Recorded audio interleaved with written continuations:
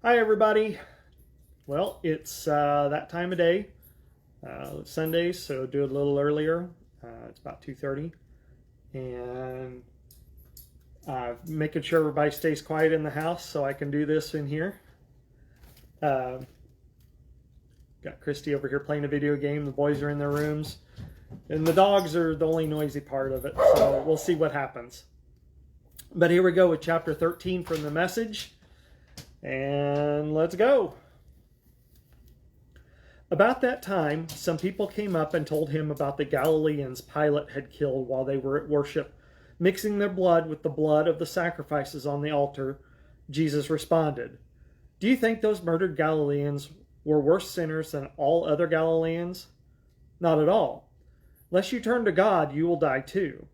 And those 18 in Jerusalem the other day, the ones crushed and killed when the Tower of Siloam collapsed and fell on them, do you think they were worse citizens than all the other Jerusalemites?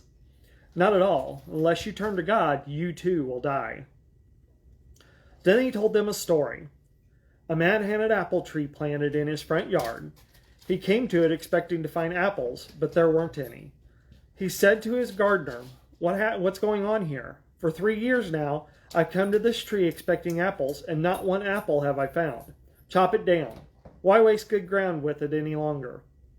The gardener said, "Let's give it another year. I'll dig around it and fertilize, and maybe it will produce next year. If it doesn't, then chop it down." He was teaching in one of the meeting places on the Sabbath. There was a woman present, so twisted and bent over with arthritis that she couldn't even look up. She had been afflicted with this for 18 years. When Jesus saw her, he called her over. Nope, gotta keep the glasses. Hold on, don't know why I did that. "Woman, you're free." He laid hands on her. Suddenly, she was standing straight and tall, giving glory to God. The meeting place president, furious because Jesus had healed on the Sabbath, said to the congregation, "6 days have been defined as work days. Come on one of the 6 and if you want to be healed, but not on the 7th, the Sabbath." But Jesus shot back, "You frauds! Each Sabbath, every one of you regularly unties your cow or donkey from its stall, leads it out for water, and thinks nothing of it. So why isn't it all right for me to untie this daughter of Abraham and lead her from the stall where Satan has had her tied through these 18 years? When he put it that way, his critics were left looking quite silly and red-faced. The congregation was delighted and cheered him on. Then he said, "How can I picture God's kingdom for you? What kind of story can I use? It's like a pine nut that a man plants in his front yard. It grows into a large pine tree with thick branches, and eagles build nests in it." He tried again. "How can I picture God's kingdom? It's like yeast that a woman works into enough dough for 3 loaves of bread and waits while the dough rises." He went on teaching from town to village, village to town, but keeping on a steady course toward Jerusalem. A bystander said, "Master, will only a few be saved?" And he said, "Whether few or many is none of your business. Put your mind on your life with God. The way to life, to God, is vigorous and requires your total attention. A lot of you are going to assume that you'll sit down to God's salvation banquet just because you've been hanging around the neighborhood all your lives. Well, one day you're going to be banging on the door wanting to get in, but you'll find the door locked and the master saying, 'Sorry, you're not on my guest list.' You'll protest, but we've known you all your lives, only to be interrupted with his abrupt, 'Your kind of knowing can hardly be called knowing. You don't know the first thing about me.'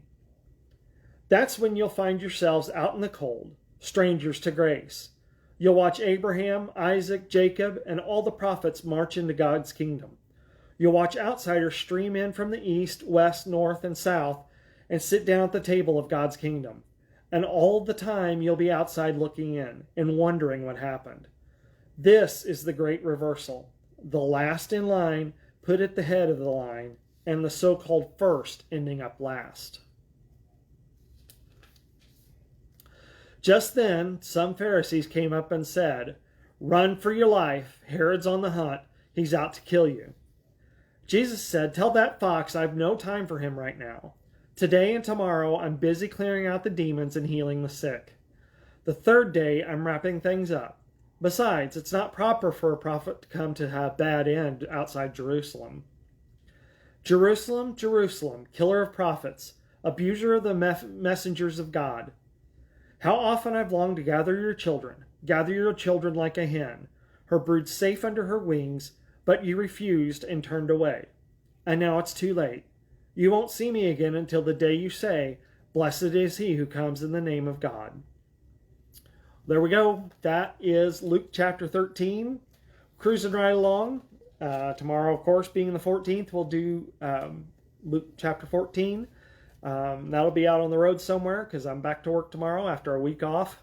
And I know I could say it's not going to be all that fun going back to work, but it'll also be nice for a little bit of a change. I'm already thinking about what to do starting in the new year if I want to keep up with some Bible reading here on Facebook anyway. Facebook and YouTube, because I do put these on my YouTube also. So I'm just trying to decide whether I want to just read another book of the Bible or whether I want to start reading aloud from the story, which is the Bible written in sort of in a novel form in chronological order.